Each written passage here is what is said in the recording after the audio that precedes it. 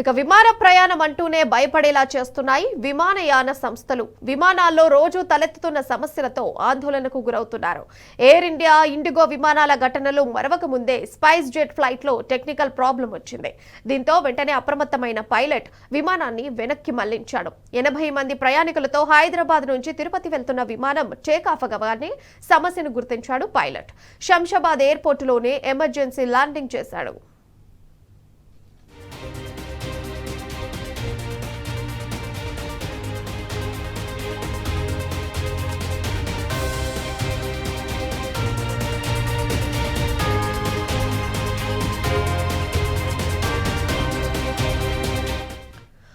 విమాన ప్రయాణం అంటేనే భయపడేలా చేస్తున్నాయి విమానయాన సంస్థలు. విమానాల్లో రోజు తలెత్తుతున్న సమస్యలతో ఆందోళనకు గురవుతున్నారు.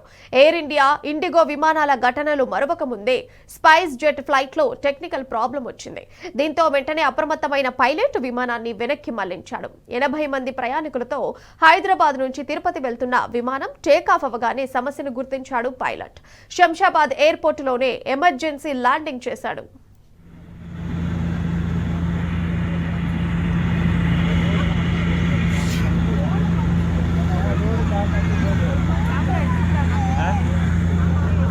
यार चल रहा